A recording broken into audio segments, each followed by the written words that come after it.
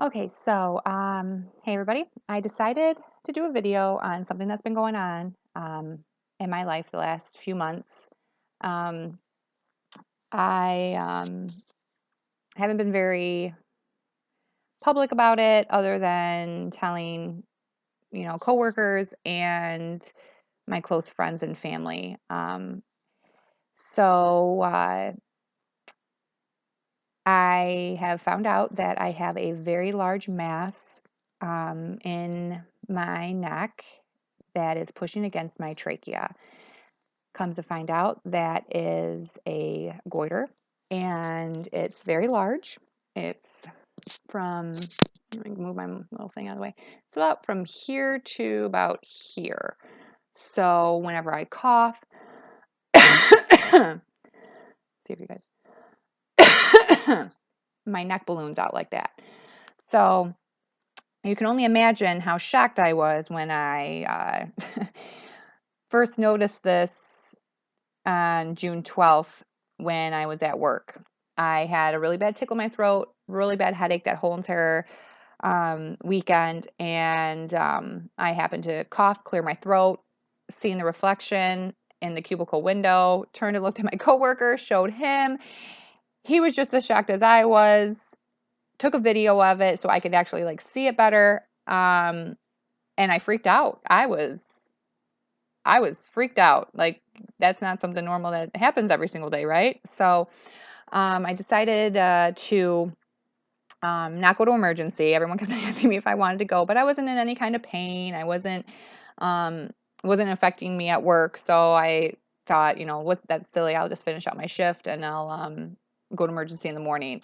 Um, so I so that's what I did, and I work at the hospital. For those of you that don't know, so I went home, took a shower, packed my bag, ate a really big breakfast, and then I went into emergency. And then that's when they did the X-rays and the CTs, and all my blood work and everything, and let me know that I had a large mass pushing against my trachea. At first, they didn't know what it was. They didn't think it was my thyroid.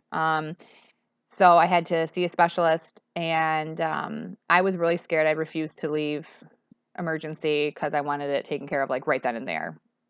And I didn't understand why they couldn't do it, but that's besides the point. I ended up getting a biopsy done, and I do not have cancer, so that's a bonus.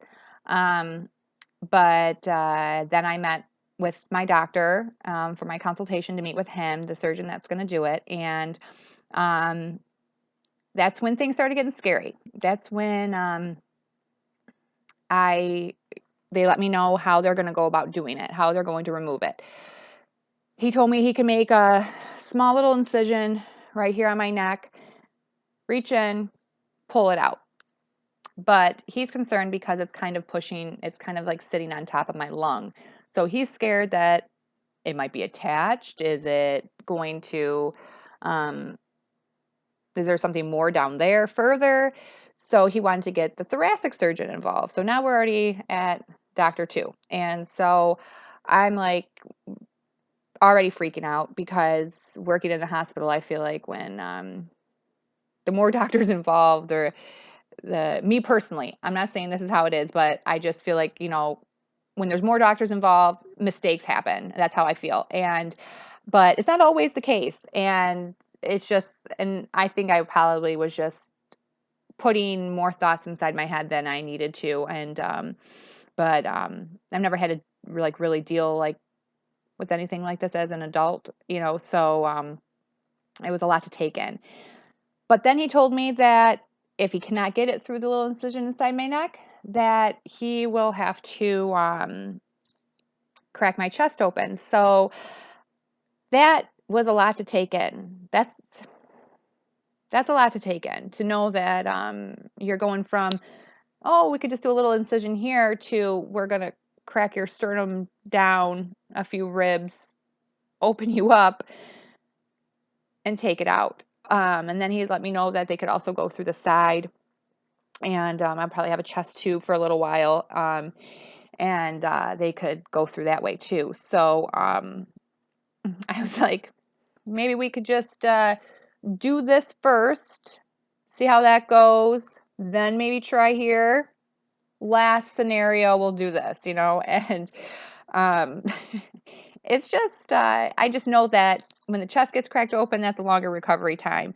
The whole reason why I never got my neck checked out months ago was because I didn't have time for that. I had things to do. I have a full-time job. I do, modeling gigs on the side and modeling shoots and all this. I didn't have time. My daughter has school.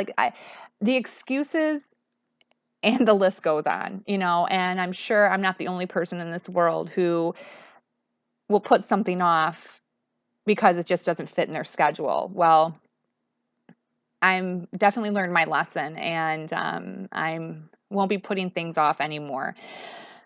So, the big day for surgery is tomorrow. So, it's been a very stressful day today. It's been a very stressful few months, but now things are starting to get a little bit, I'm going to try not to get emotional here, but things are getting a little scary. So, I won't even know if how the surgery is going to be, what's going to happen until I wake up. So when I wake up, I'm either going to have a little incision, my chest cracked open, or chest tube. One of those three things will happen. So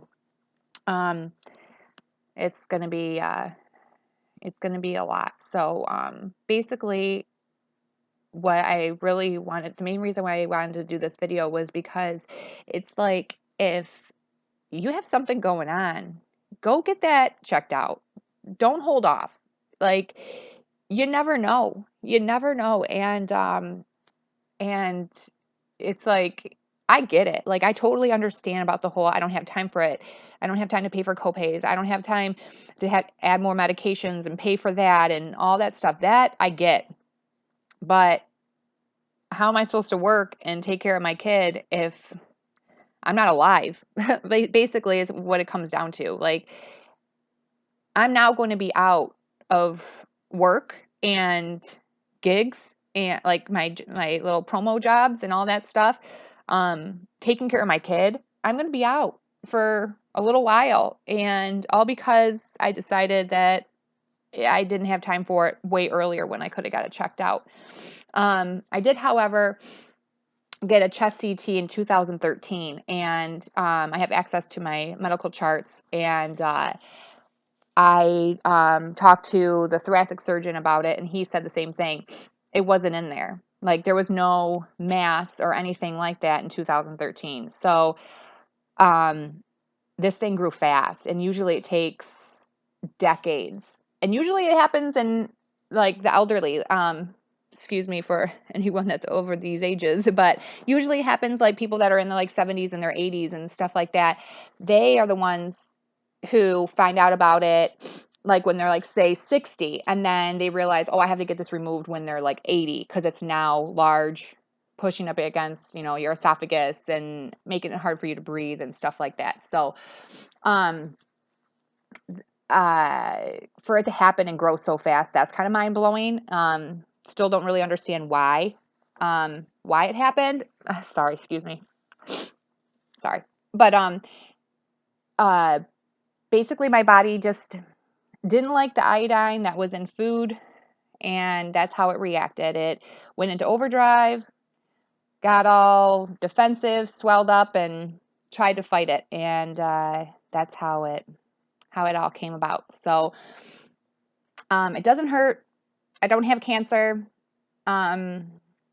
It grew very fast. What else? There were some other questions that some people were asking me. My symptoms, so many different symptoms that now I know. My nails would grow and start to curl onto my finger. They call it nail clubbing. And people would make fun of me whenever I would grow my nails out, and they would say, oh my gosh, either cut those things or go get them professionally done because your nails are disgusting. They're wavy and this and that. And I'm like, just how they are.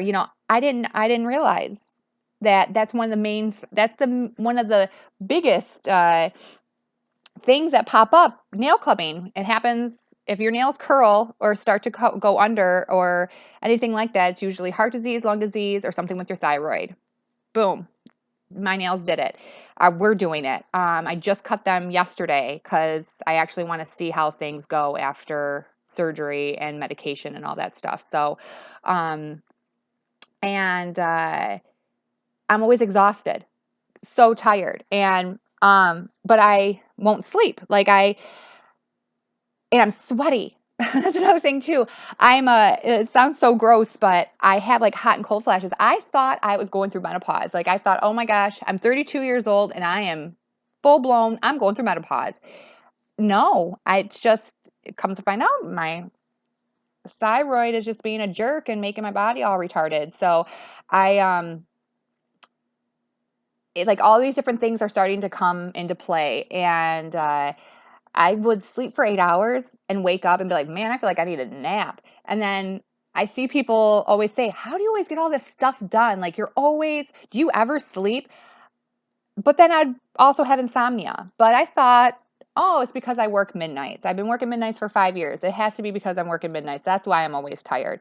Because sometimes I don't always sleep. I don't always get 8 hours of sleep. But sometimes but I'm always exhausted. I'm constantly drinking monsters.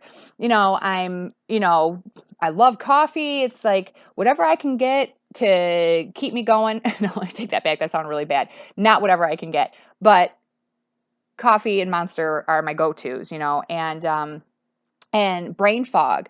I I blame that on my ADHD. I thought that's just how I am. I have really bad ADHD, I have really bad ADD, and I just lose my train of thought in the middle of talking.